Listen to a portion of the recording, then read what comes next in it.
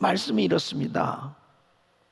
이스라엘 백성들이 애굽에서 430년 동안 종살이를 할 때 엄청난 고난을 당했습니다. 그들은 저절로 하나님을 향해서 호소하게 되지요. 이 하나님께서 그들의 그 호소를 들으시고 이제 때가 돼서 그들을 구원하시기 위해서 모세를 부르십니다. 이 모세를 바로 왕에게 보냅니다. 내 백성들을 이제 내어 보내라. 그런데 이 모세의 말을 듣습니까? 그 심령이 바로 왕이 계속 강박해지는 것입니다. 그러니까 하나님께서 이제 애굽에 재앙을 내리기 시작합니다. 그래서 어떤 재앙들을 내리냐? 물을 오염시키죠. 피가 되게 하고, 그 다음에는 개구리 재앙, 이 재앙, 파리, 가축 전염병, 악성 종기, 우박, 메뚜기, 흑암 재앙이 내려, 이 9가지 재앙이 내려졌는데, 그 재앙이 내려질 때마다 바로 마음이 흔들립니다. 아, 그래 너희들을 보내줄게. 근데 그 재앙이 해결되면 언제 그랬냐는 듯이 다시 마음이 강박되는 거예요. 여러분, 사람이 살아가면서 어려운 일을 당하면 마음이 좀 부드러워집니다. 또 하나님 안 믿던 사람도 아예 하나님 믿어봐야 되겠다 이런 생각을 해요. 그러다가 이제 문제가 해결되잖아요. 재앙이 끝나고 다 모든 것이 회복되면 언제 그랬냐는 듯이 다시 옛날로 돌아가는 사람들 많습니다. 이 바로 왕이 그랬어요. 계속 강박하게 되는 것입니다. 그러니까 하나님께서 이제 마지막으로 10번째 재앙을 내리시는 거예요. 이 10번째 재앙은 어떤 재앙이냐? 바로 처음 난 것의 죽음입니다. 그래서 이 애굽의 모든 바로 왕의 장자부터 시작해서 모든 처음 난 것을 다, 동물까지 다 죽이는 거예요. 그래서 이 10번째 재앙이 임하기 전에 이제 하나님께서 이 모세를 통해서 이스라엘 백성들에게 준비를 시키는 겁니다. 이것이 이제 6월절에 바로 규례인데요. 배경이 되는 내용인데, 이제 어린 양을 준비해서 그 양을 잡아서 그 피로, 어린 양의 피로 집집마다 문설주 문인방에 다 바르게 하는 거예요.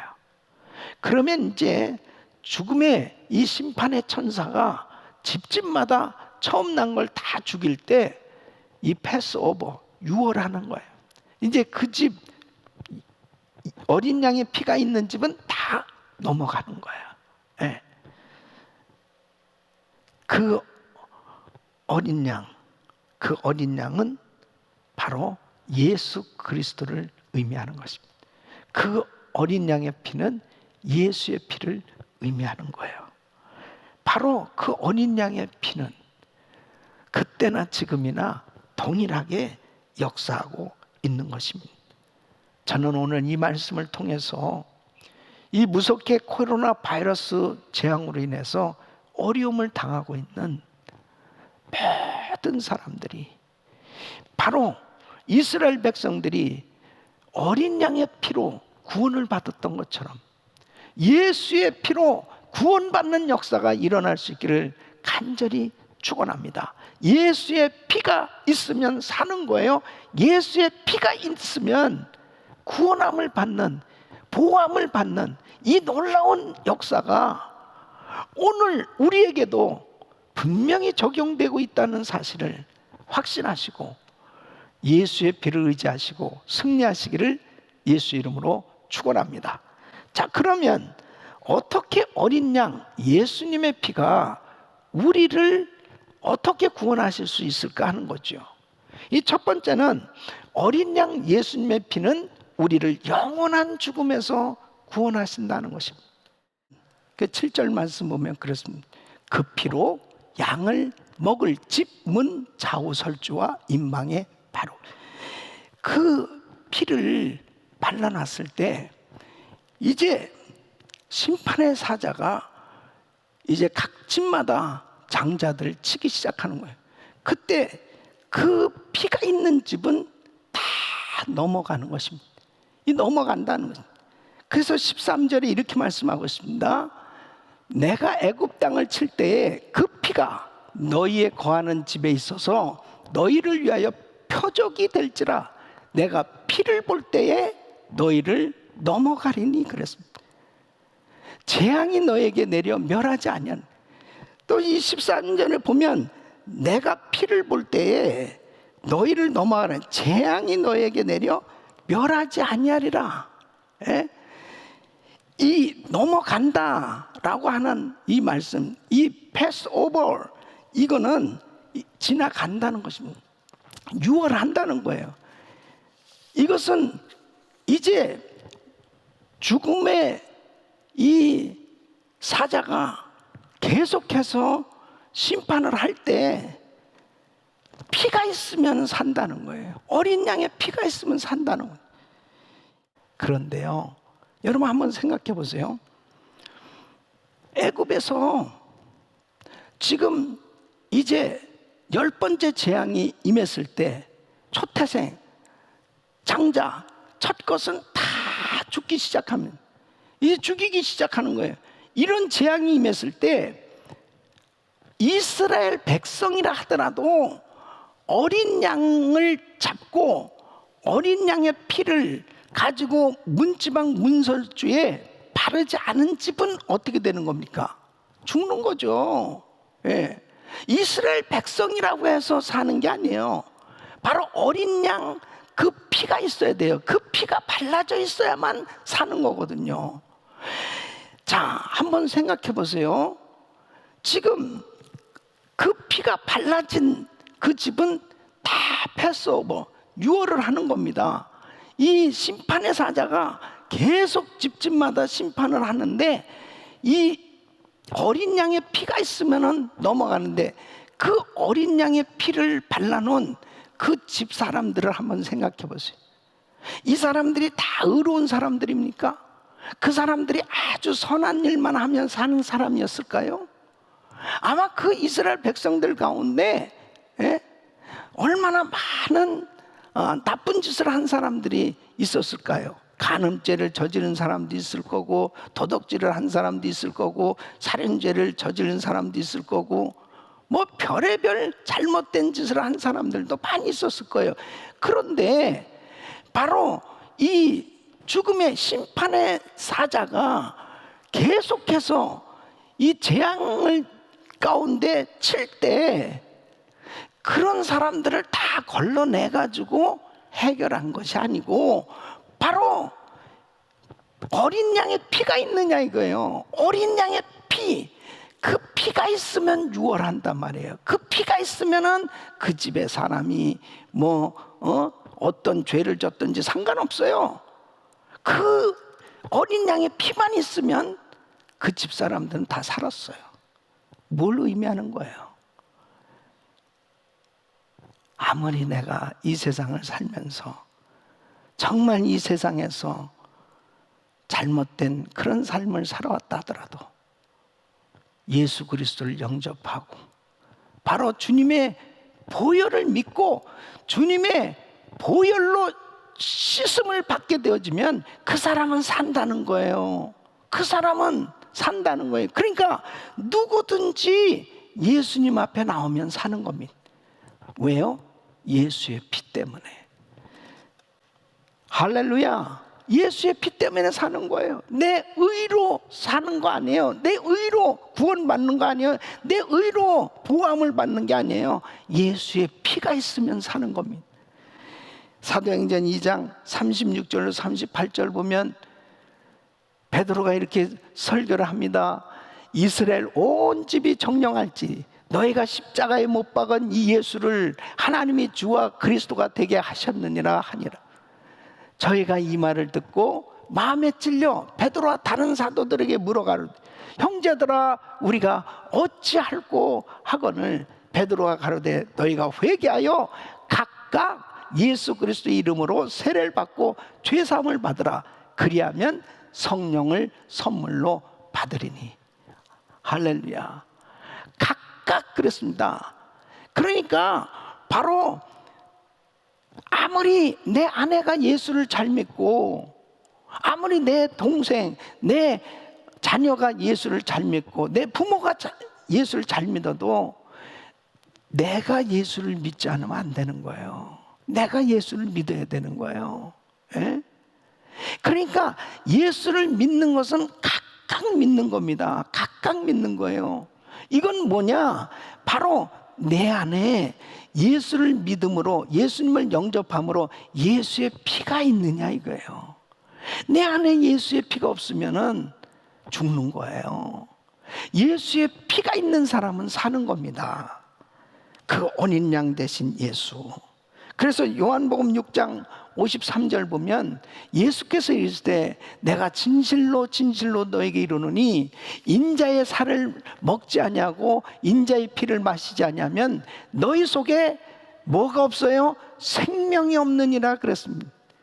바로 예수의 피, 예수의 피가 있어야 바로 영원한 생명이 있는 거예요. 영원한 생명을 갖게 되는 겁니다. 사도행전 16장 31절 보면 가로되 주 예수를 믿으라 그리하면 너와 내 집이 구원을 얻으리라. 바로 이 코로나 바이러스 사태로 인해서 전 세계에 구원받기로 작정된 모든 사람들이 다 주님 앞에 돌아오는 역사가 일어날 수 있기를 예수 이름으로 축원합니다. 모든 열방이 주께 돌아오는, 아, 예수 믿어야 되겠구나, 예수 믿어야 사는구나, 예수의 피가 있으면 사는구나, 예수님 앞에 나오는 역사가 일어날 수 있기를 간절히 기도합니다. 우리 성도님들 가정에 단 한 사람도 예수 믿는 사람이 없이, 예? 정말 불신자가 다 주님 앞에 돌아오는, 예? 모두가 예수 믿는 역사, 한 사람도 빠짐없이 모두 예수 믿고 구원받는 역사가 있기를 예수 이름으로 축원합니다. 두 번째는 어린 양 예수님의 피는 우리의 죄를 계속 정결케 하는 것입니다. 자, 14절 말씀 보면 너희는 이 날을 기념하여 여호와의 절기를 삼아 영원한 규례로 대대에 지킬지니라 그랬습니다. 6월절은 한 번 지킴으로 끝나는 게 아니라, 자, 이 10번째 재앙이 내리기 전에 이제 6월절을 지키도록 한 거예요. 그 6월절은 결국 엄청난 사망에서 생명으로 옮겨지는 이 엄청난 은혜를 체험하게 된 거죠. 그래서 이 6월절을 지키면서 뭐를 느낄까요? 아, 하나님의 은혜, 하나님께서 나에게 생명을 주셨구나. 바로 어린 양의 피를 통해서 구원받게 된 그 놀라운 은혜를 기억하도록, 하나님의 사랑을 기억하고 하나님의 긍휼하심과 자비하심을 기억하며 하나님 앞에 감사하게 되는 거지요.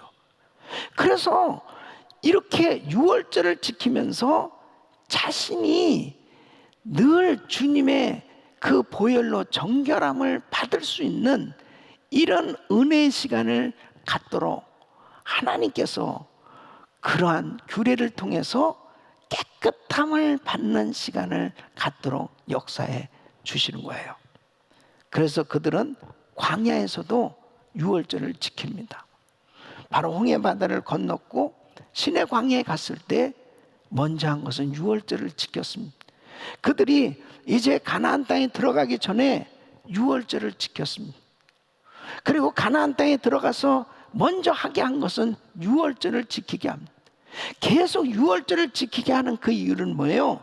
바로 죄를 정결케 해주셨어요. 내가 이렇게 구원받게 되어진 하나님의 은혜에 감격하며 살도록 하나님께서 인도해 주시는 거예요.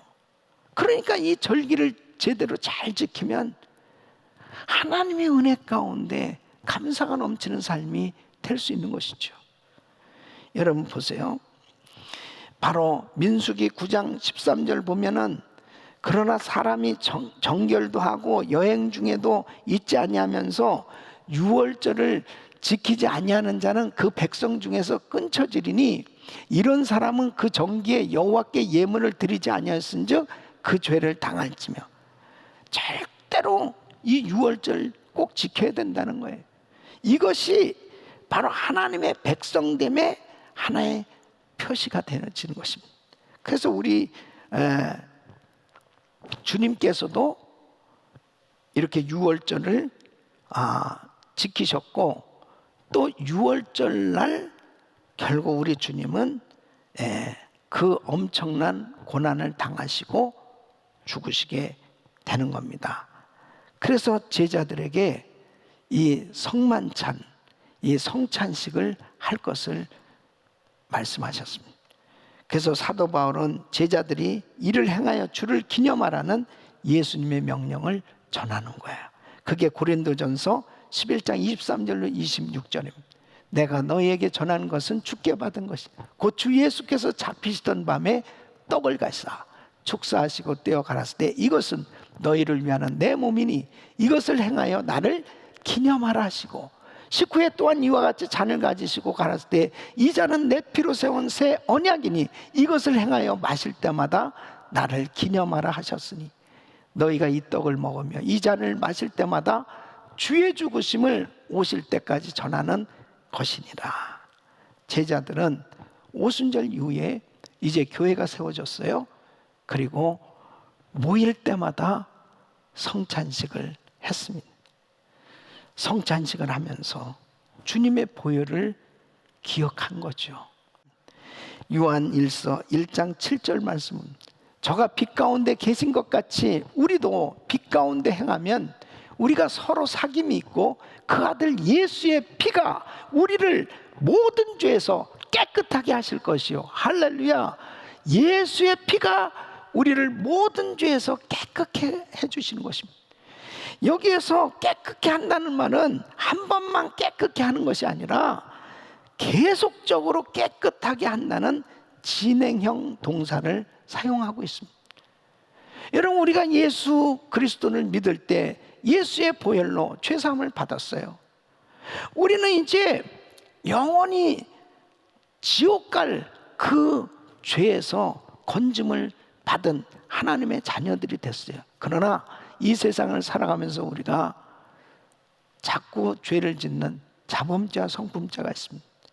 이러한 죄들은 주님 앞에 나와서 회개하고 주님 앞에 나와서 예수의 보혈을 의지하고 회개하면 우리 주님이 깨끗게 해주시는 거예요. 믿습니까? 죄사함에 대한 이 확신이 있어야 돼요. 죄사함에 대한 확신이 없으면 자꾸 우리 마음 가운데 죄책감 같은 게 생겨요. 이 죄책감이 있으면 어떻게 되느냐? 마귀에게 시달리기 시작합니다. 그러면서 나 같은 게 뭘 할 수 있단 말인가 이러면서 자꾸 좌절하게 됩니다.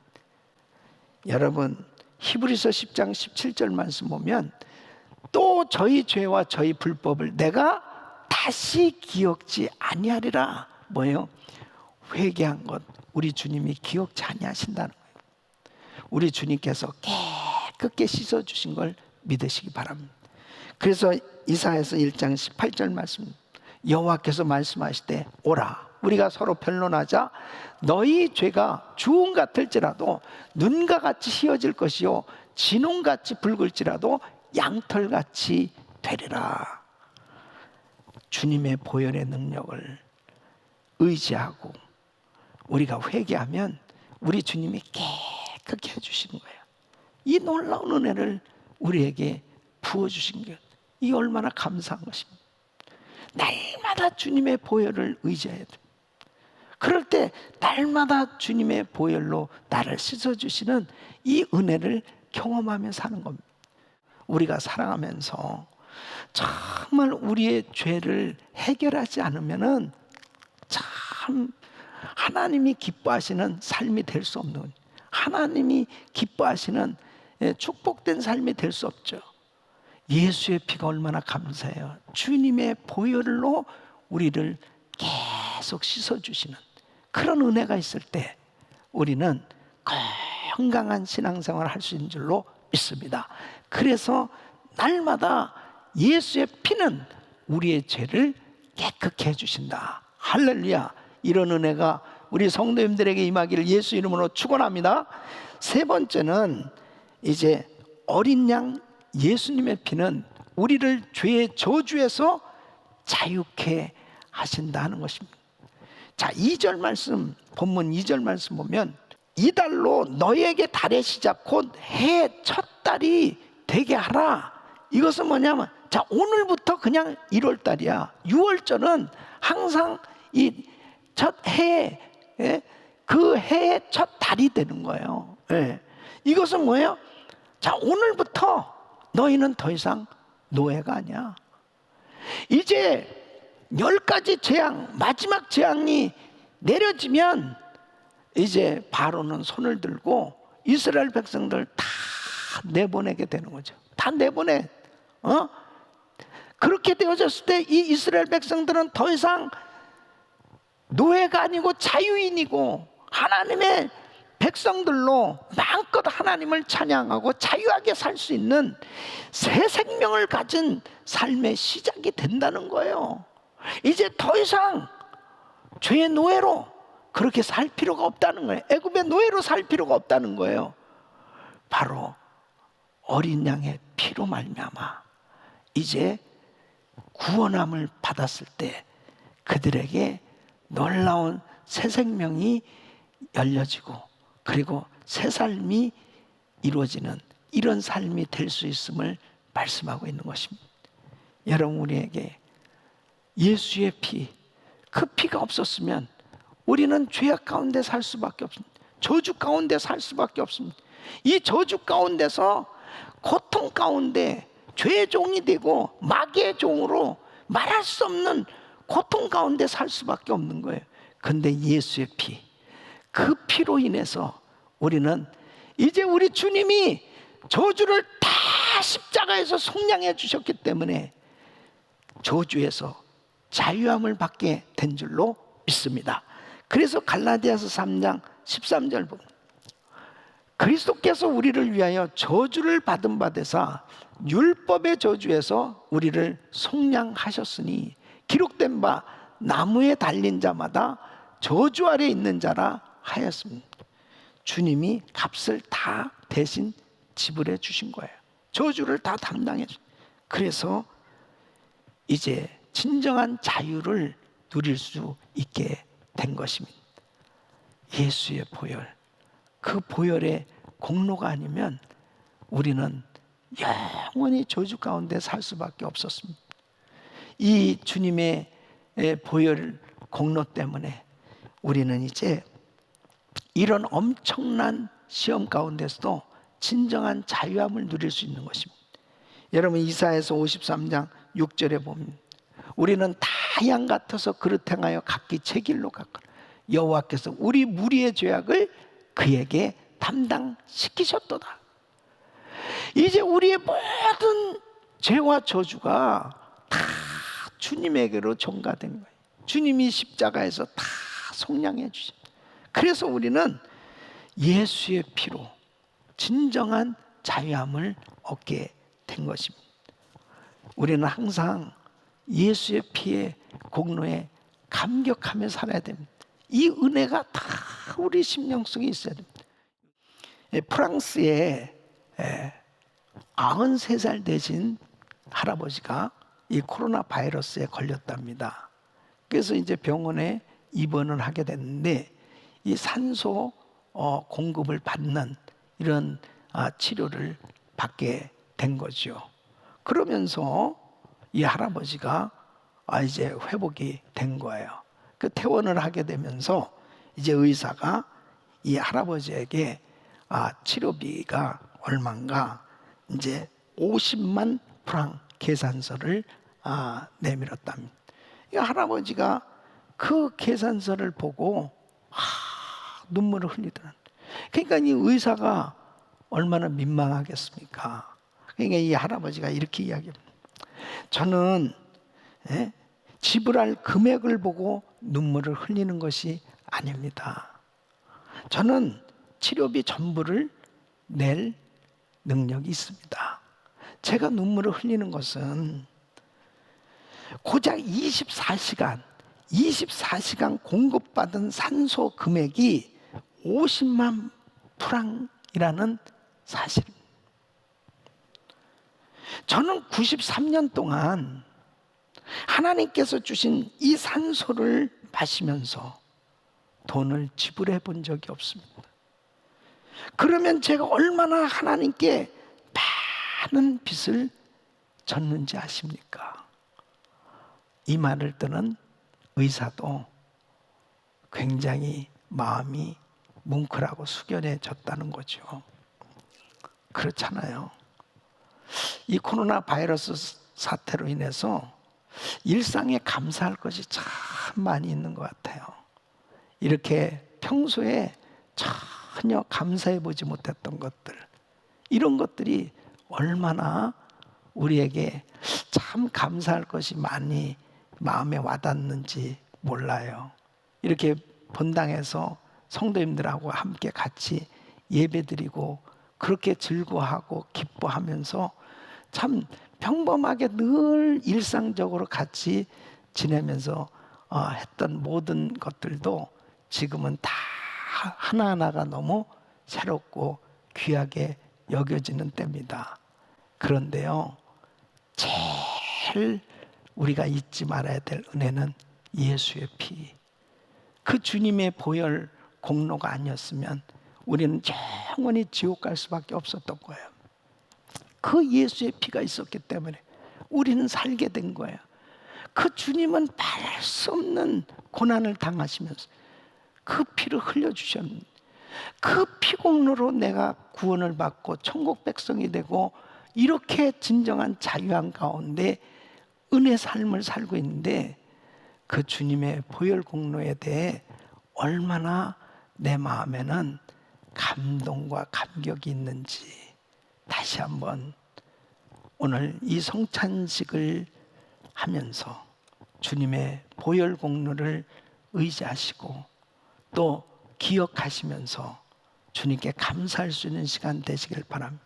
우리 사랑하는 성도 여러분, 이 코로나 바이러스 이 어마어마한 재앙 가운데서 주님의 보혈을 의지하고 예수의 피가 있으면 산다, 예수의 피를 믿으면 산다, 예수의 피를 의지하시고 어려운 가운데 승리하는 삶 되시기를 예수 이름으로 축원합니다. 기도하겠습니다.